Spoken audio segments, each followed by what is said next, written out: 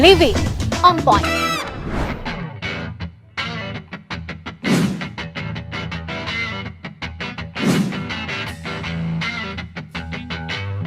Pak Jokowi mewujudkan itu. Infrastruktur yang hebat, IKN yang tidak hanya memindahkan tempat dan ibu kota, tapi membuka mindset, merubah mindset untuk menjadi negara maju. Menangkan PDI Perjuangan dan calon presiden PDI Perjuangan Ganjar Pranowo. Di sisi lain, Ketua Umum PD Perjuangan Megawati Soekarno Putri meminta kader yang tak patuh instruksi memenangkan Ganjar Pranowo agar mundur. Siapa nanti yang tidak turun? Siapa nanti yang tidak turun? Ibu tahu loh, ibu tahu, sangat tahu. Jadi orang yang seperti itu hanya ada dua, mundur sukarela atau nanti ada aturannya. Hai, balik lagi di Living on Point. Beberapa waktu lalu, politisi PDIP yang juga wakil koordinator relawan pemenangan Ganjar, Adian Apitupulu ini nanya belak-belakan sama Presiden Joko Widodo. Pak Jokowi, kemana sih sebetulnya suara dari Pak Jokowi itu berlabuh? Kenapa kemudian ini jadi pertanyaan yang penting? Karena kan memang sempat muncul desas-desus yang juga menyebarkan bahwa Pak Jokowi ini sebenarnya suaranya nggak firm ke Ganjar, tapi juga pecah ke Pak Prabowo. Ini kan kalau kita lihat dari Projo yang memang sudah condong ke arah Pak Prabowo sebenarnya, bukan ke arah Pak Ganjar. Tapi kemudian yang jadi pertanyaan lagi, kenapa ini harus ditanyakan sama Bang Adian? Apakah memang Bang Adian juga ragu sebetulnya Pak Jokowi itu suaranya firm ke Pak Ganjar? Sudah bersama saya di sini di Living on Point, Bang Adian Apitupulu. Hai Bang. Halo. Thank you udah datang Bang. Iya. Yang jadi pertanyaan pertama saya gini, kenapa harus ditanyakan Bang? Tadinya nggak niat nanya. Nah. Yang saya mau tanya itu, saya mau ketemu Presiden tuh mau nanya dua hal. Pertama soal amnesti, teman kita kan ada yang ketangkap tuh ditahan. Kena pasal 27 ayat 3 Undang ITE, yang sebenarnya Jokowi juga sudah berapa kali minta pasal dan ayat itu direvisi. Karena sudah banyak sekali makan korban. Terus yang kedua, gue mau bicara soal mahasiswa Papua, ada 3.000 lebih kira-kira ya. Mahasiswa Papua penerima beasiswa Otsus yang berada di berbagai negara di seluruh dunia ini, yang sekarang hidupnya dalam keadaan sulit. Karena beasiswa Otsusnya tidak dicairkan sudah 6 bulan. Beasiswa itu meliputi uang makan, uang tinggal, dan uang kuliah.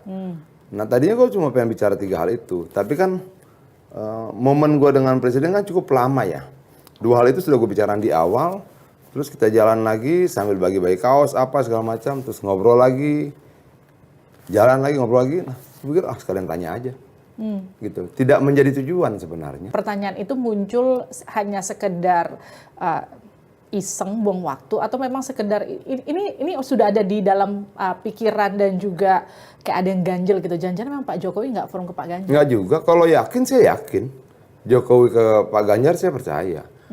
Sekian banyak peristiwa itu kan, peristiwanya kan sudah terjadi berkali-kali yang menunjukkan dia sangat berpihak pada Pak Ganjar ya. Proses yang kita lewati sebagai sama kader partai juga sudah cukup panjang kan.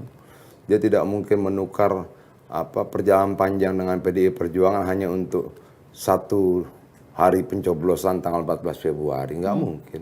Tapi Bang Adian kalau ngelihat dari ketika Pak Jokowi ketemu relawan beberapa kali, ini kurang lebih kalau saya menghitung ada sekitar 2 kali ada pernyataan yang disebut Pak Jokowi, salah satunya soal pilihlah pemimpin yang pemberani, pilihlah pemimpin yang kemudian kira-kira bisa meneruskan apa yang sudah dikerjakan Pak Jokowi. Kenapa kira-kira Pak Jokowi nggak langsung mention Pak Ganjar aja, pilih Pak Ganjar? Begini, sebagai presiden dia nggak bisa. Makanya ketika dia bicara dengan saya juga tidak dalam kapasitas dia mengumumkan pada publik, membisik-bisik Ganjar gitu loh. Saya punya perjalanan panjang dengan Pak Presiden kita ini sejak dari Gubernur DKI, bahwa kemudian komunikasi kita agak terhambat-hambat, banyak di lingkaran istana nggak suka sama saya, itu membuat kita agak sulit bertemu terakhir-terakhir ini.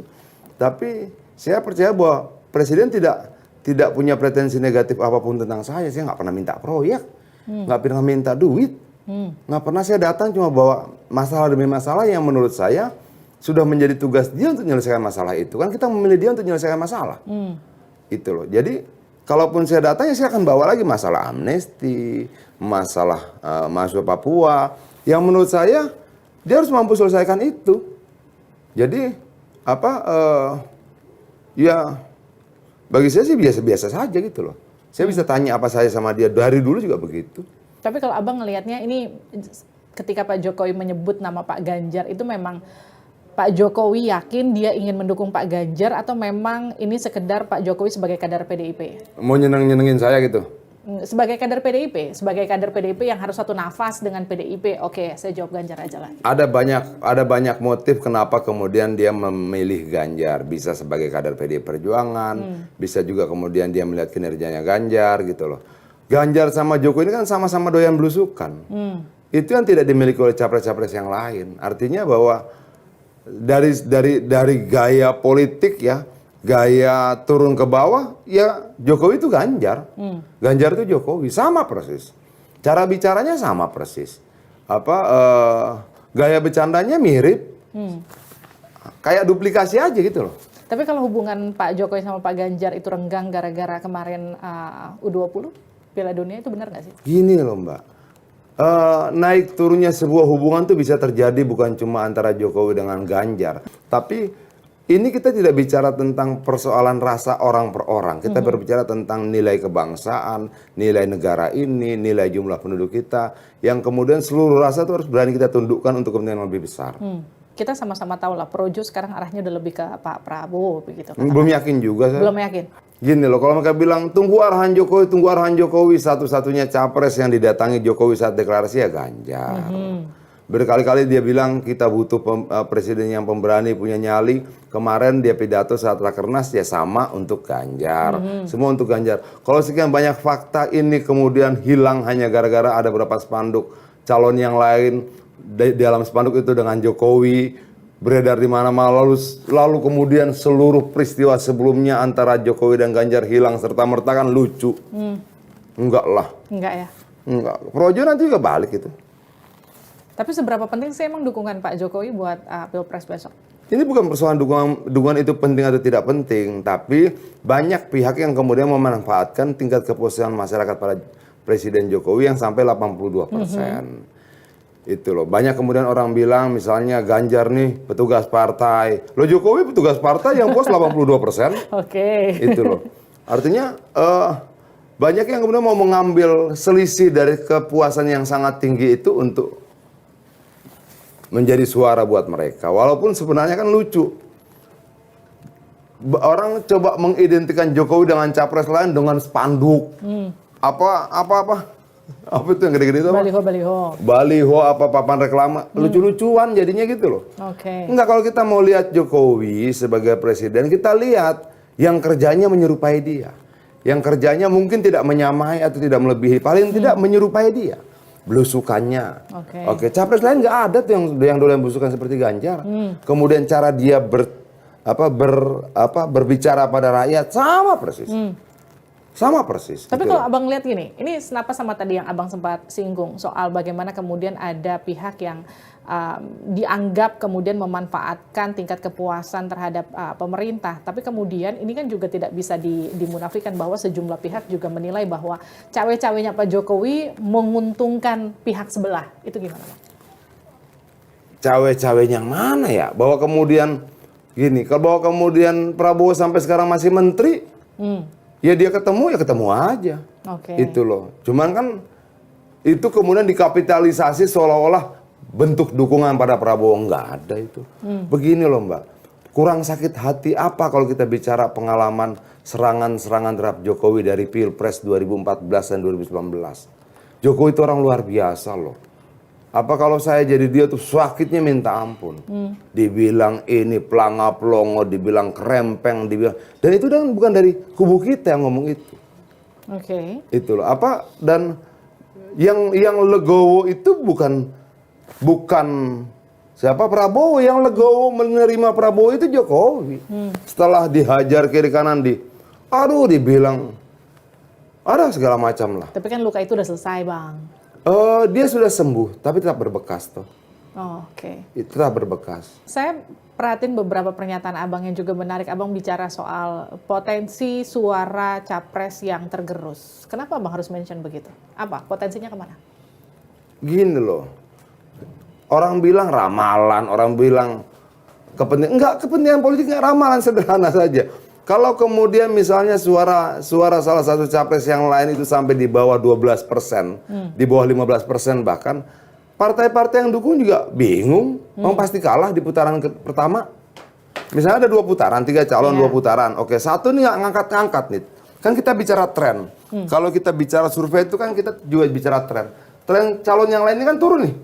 Oke, kalau sampai Oktober, November dia nggak ngangkat lagi, memangnya ada yang mau dukung untuk kalah? Kan nggak ada. Memang, misalnya kemudian akan ada penggalangan dana kampanye, ada aturan KPU tuh, maksimal berapa segala macam. Emangnya ada yang mau nyumbang buat kalah? Kan nggak akan ada. Itu logika gitu, nggak usah diperdebatkan, nggak usah ditafsirkan. Ini kepentingan politik, adian takut apa? Enggak lah. Kita ini sudah bertarung di dunia pergerakan 30 tahun, Mbak. Kita sudah melewati segala macam jenis rasa takut lah.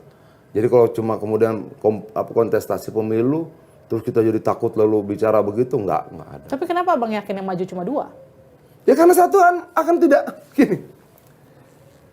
Ada satu, suaranya trennya turun. Oke, kalau sampai Oktober, November misalnya dia cuma dapat 15%, 14%, 13%, 12, 10, 9%, emang nggak mempengaruhi dukungan koalisinya. Emang tidak mempengaruhi dukungan finansialnya? Pengaruh dong. Gini loh Mbak, kalau 3 calon dia akan potensial 2 putaran. Oke, ngapain kemudian capek-capek buang energi untuk orang yang akan kalah di putaran pertama? Kan itu pikiran logis gitu loh. Tapi gini Bang, banyak asumsi yang kemudian perhitungan beberapa pihak juga yang menilai kalau memang yang jadinya 2 calon itu justru memberatkan Ganjar karena potensi pecahnya suara. Misalnya kalau pihaknya Pak Anies tidak jadi maju, pecah suaranya akan bergeser ke Pak Prabowo. Itu dulu juga Ganjar. Orang bilang begitu waktu Prabowo sama Jokowi. Gimana Bang? Jokowi itu kemungkinan akan kalah, banyak sekali yang seperti itu, bilang tidak. Memang kalau dibuat head to head secara sejarah segala macam, Jokowi ini anak orang biasa. Sementara kemudian Prabowo ini anaknya bengawan ekonomi katanya, menantunya penguasa tunggal Orde Baru. Kalau kita lihat dari situ, ya Jokowi kalah. Tapi kalau kita lihat dari hati rakyat, kita lihat cara berpikir rakyat, kita lihat cara memandang rakyat terhadap Jokowi menang. Tapi itu Pak Jokowi, ini Pak Ganjar. Begitu juga yang terjadi pada Pak Ganjar. Ganjar itu siapa? Anak seorang polisi, pangkat yang biasa-biasa saja. Ganjar itu Jokowi dalam bentuk lain. Latar belakangnya mirip, bukan orang kaya gitu loh. Dan dia berhadapan dengan siapa? Dengan menantu penguasa tunggal Orde Baru yang berkuasa 32 tahun lebih, anak pengawan ekonomi, suami dari putrinya Soeharto. Dari sisi situ kalau kita hadap-hadapkan kalah Ganjar, tapi apa yang terjadi pada Jokowi akan terjadi juga pada Ganjar. Kalau dari latar belakangnya, apa? Itu selain dari sisi latar belakang, apa yang membuat Anda gini optimis? Loh Mbak, saya tuh namanya Ganjar tuh ke banyak acara. Di Bali dia ketemu dengan Gen Z. Cara dia ngobrol tuh, oh ini Jokowi banget, gitu loh. Bagaimana respon orang menatap dia itu, oh ini tatapan yang pernah saya temui 2012, 2014, 2019. Saat orang menatap, nah itu sulit saya jelaskan. Kemudian saya menemani dia belusukan di pasar Minggu, saya menemani dia sepedaan di Cibubur, saya menemani dia di Pademangan. Saya nggak ikut rame-rame, saya ngeliat dari jauh. Saya cuma ngelihat respon rakyat bagaimana, luar biasa Mbak, luar biasa. Saya seperti sedang mengulang peristiwa saya mendampingi Jokowi belusukan. Peristiwa saya bersama Jokowi ketemu dengan rakyat di berbagai macam tempat. Sama. Tapi itu kan gini, dari tadi kan Abang bicara soal kesamaan Pak Jokowi sama Pak Ganjar. Bedanya Pak Jokowi sama Pak Ganjar secara personal tuh gimana? Pendekatan mereka apa yang beda? Apa yang kemudian melihat, pasti dong gimana? Seorang pemimpin pasti harus punya ciri khasnya sendiri untuk tampil. Nggak mungkin dia bisa jadi cloningnya Pak Jokowi untuk meneruskan ini tidak mengkloning. Tapi apa yang dicintai rakyat pada Jokowi itu ada pada Ganjar. Itu cara bicara, cara berpikir, sikap, cara bertindak, cara berlaku itu ada pada Ganjar. Cara dia berkomunikasi sama rakyat, cara dia jongkok, cara dia menggendong anak mirip. Kalau kemarin nih di acara PDIP kan Bu Mega sempat mention gini Bang, ada sejumlah partai yang kira-kira masih ragu untuk gabung sama koalisinya PDIP. Ini kira-kira menurut Abang apa yang bikin ragu? Sosok Ganjarnya kah atau hitung-hitungan mereka masih belum pas? Ya aduh, negosiasi politik dengan tidak sederhana. Ada banyak banget faktor gitu loh. Tapi saya sih berpikir pada akhirnya semua akan ke Ganjar. Abang yakin banget ya Bang? Yakin, Mbak. Kenapa bisa gitu sih? Saya ngikuti pemilu berkali-kali. Saya ngikuti pemilu berkali-kali dan saya juga kan caleg. Kita gini ya, orang bisa ngomong apa saja, tapi ketika lu lihat bagaimana cara rakyat menatap Ganjar, lu tahu. Tapi Prabowo dia sekarang dicintai. bukan orang lemah loh Bang. Maksudnya dia tuh sudah, kalau dulu mungkin dia pernah, kalau kita lihat dari sejarahnya mungkin dia pernah kalah 2 kali. Tapi sekarang kan dia sudah punya track record jadi Menhan, orang sudah melihat bagaimana kinerjanya dia. Kinerja yang mana? Kalau kita mau perdebatkan mah, nantilah pada saat debat kinerja kita buka-bukaan gitu loh. Tapi begini, ada memori kolektif rakyat yang tidak bisa dia tukar dalam waktu seketika dengan berlaku lembut, nggak bisa. Memori itu melekat di banyak orang. Memori peristiwa 98, memori dia diberhentikan oleh Dewan Kehormatan Perwira, dan itu melekat, Mbak. Itu tidak bisa hilang. Rakyat akan tetap ingat itu, mau kayak apapun. Sekarang kita balik lagi ke soal Pak Ganjar. Pak Ganjar, kalau memang tadi Anda katakan nih Bang, sosok yang ideal, sosok yang mirip Pak Jokowi, kira-kira apa yang auranya Pak Jokowi itu ada di Pak Ganjar. Terus kalau kita lihat sosok cawapres yang cocok, kalau Mbak Puan itu udah dari sebut 10 itu dia baru sebut 6, sisanya 4 lagi siapa Bang? Saya nggak mau bicara cawapres. Kemarin juga di Parung Jokowi sebutkan pasangan yang dia inginkan, dan itu cukup menjadi konsumsi sekjen. Saya laporkan ke sekjen, Pak Sekjen begini. Oh ya sudah, saya sebagai kader partai melaporkan saja. Saya nggak mau membicarakan di sini. Bang, gini loh, di acara PDIP kemarin, selain 6 orang yang memang mau dipancing kayak apa udah disebut, nggak akan keluar. usah disebut Bang, kan bisa di spill dikit lah.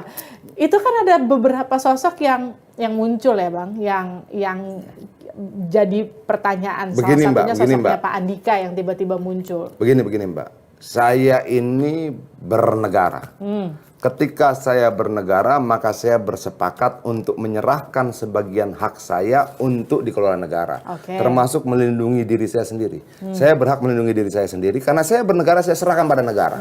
Makanya negara wajib melindungi saya. Karena hak itu sudah saya serahkan pada negara. Begitu juga kita berpartai.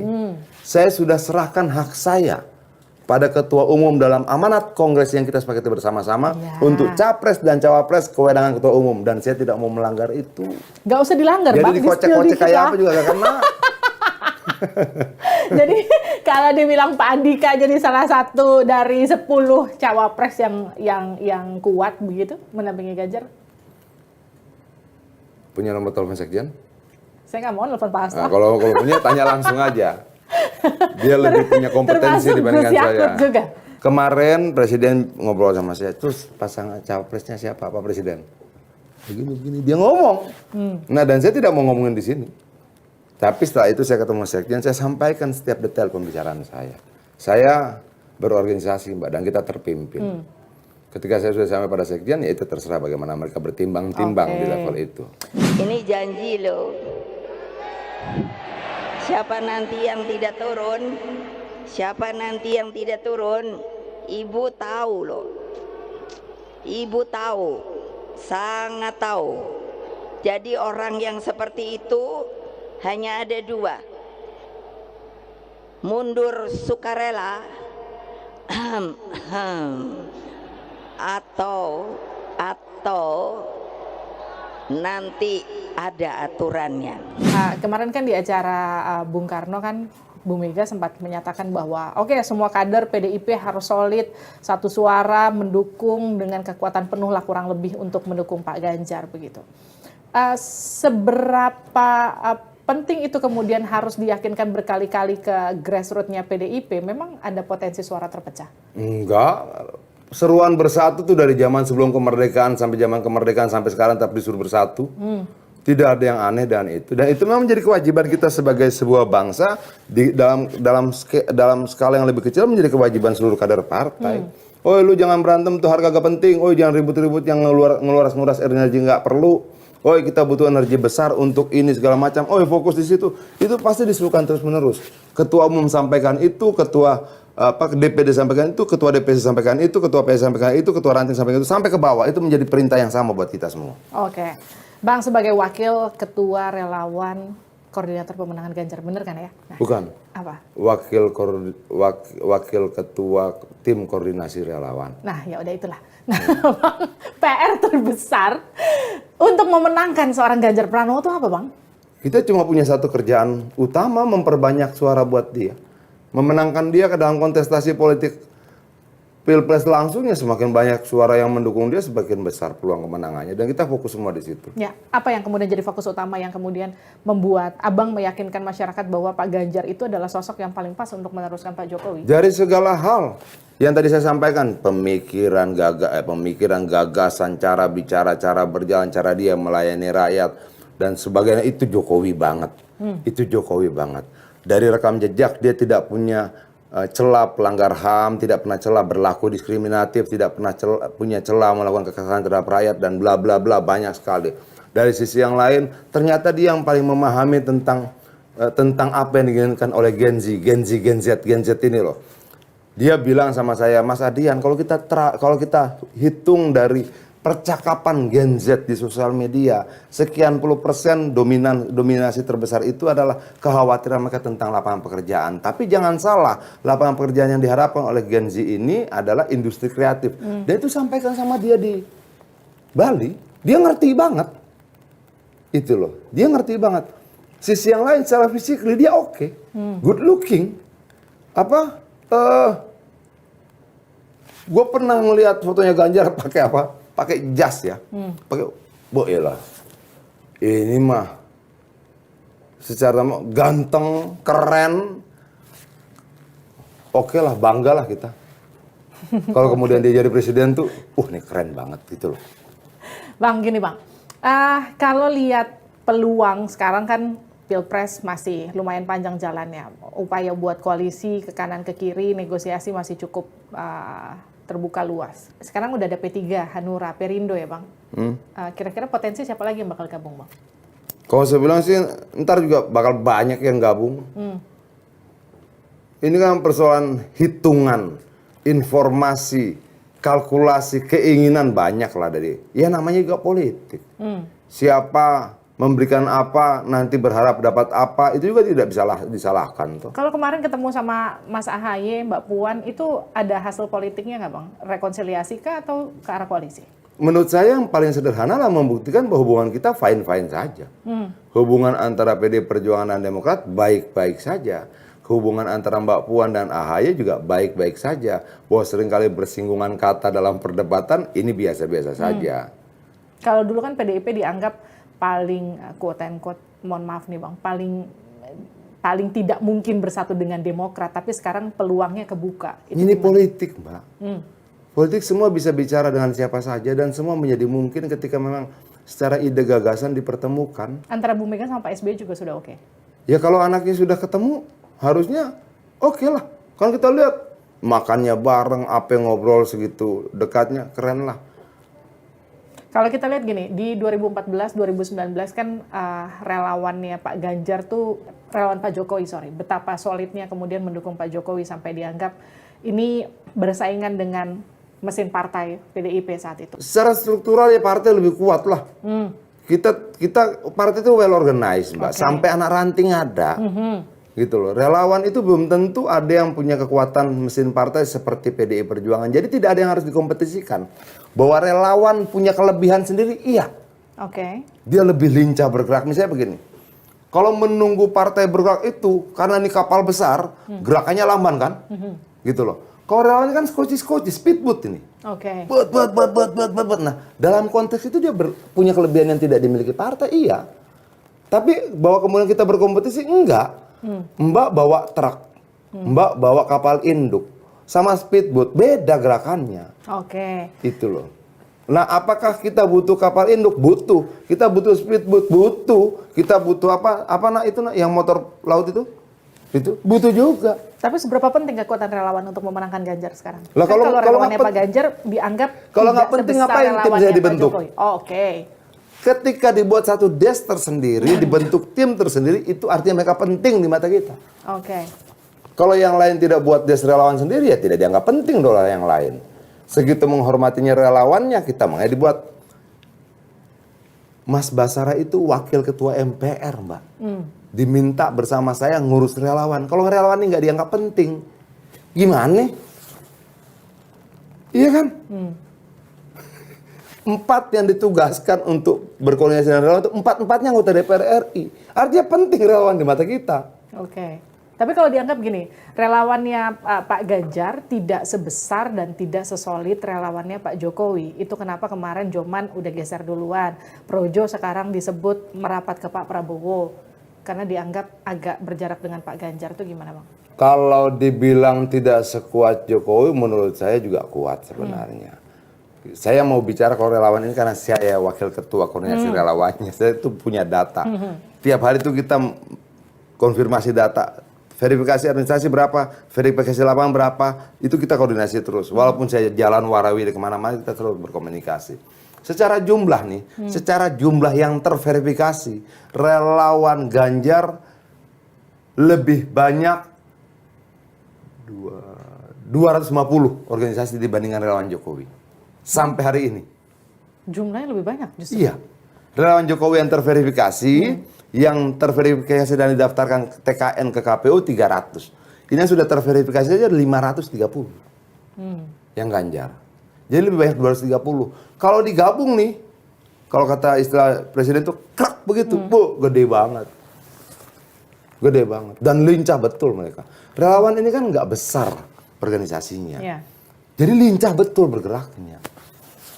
Nggak ketua umum, ketua ini, nggak ada. Mereka rapat sekarang nih. Mereka betul mereka jalan aja gitu loh. Oke. Lincah. Itu yang makanya menurut kita salah satu kekuatan juga. Bang, ini ada 2 pertanyaan terakhir buat Abang. Pertanyaan pertama, kalau nanti memang akan memimpin Indonesia, terpilih sebagai penerus Presiden Jokowi selanjutnya, sosok seperti apa Ganjar nanti ketika memimpin Indonesia?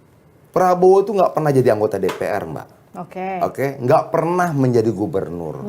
Oke, Ganjar pernah jadi anggota DPR. Di situ dia mengenali rakyatnya.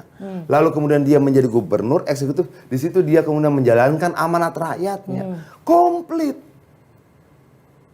Oke. Menjadi wakil rakyat sudah, menjadi legislator sudah, menjadi eksekutif sudah. Komplit. Dari 2 calon yang lainnya nggak ada yang punya kekomplitan seperti Ganjar. Oke. Jadi kalau kemudian semua sudah dia rasakan, dia berangkat dari keluarga sederhana, bapaknya juga sederhana, bukan orang kaya, itu membentuk dirinya untuk memahami penderitaan. Dia memahami penderitaan tidak textbook, penderitaan adalah ABCD. Dia memahami penderitaan karena dia pernah menderita. Oke. Dia memahami kemiskinan tidak textbook, kemiskinan adalah ABCD. Oke. Dia menjalani kemiskinan itu membentuk dia menjadi sosok yang luar biasa. Seperti Jokowi, lahir dari kemiskinan. Oke. Membangun dirinya, ditempa oleh benturan, menjadi anggota DPR RI, menjadi gubernur, dan sekarang menjadi calon presiden. Oke, dan sosok cawapres yang paling pas mendampingi Pak Ganjar itu seperti apa sosoknya? Seperti yang diminta ketua umum nanti. Kayak apa, Bang? Ya nanti tanya ketua umum, kita tunggu ketua umum. Kasih lah itu cluenya. Nggak bisa, Mbak. Nggak bisa, kita ini terpimpin. Kita ini partai politik. Terpimpin. Tanpa keterpimpinan kita tidak akan memenangkan pertarungan politik. Tidak bisa. Hak prerogatif ketua umum. Adian tidak punya hak untuk bicara itu. Siap. Terima kasih Bang Adian. Thank you, makasih. Terima kasih telah bergabung bersama Siap. kami di On Point. Itu dia tadi perbincangan saya dengan Bang Adian Apitupulu. Kita ketemu lagi di episode selanjutnya. Sampai jumpa.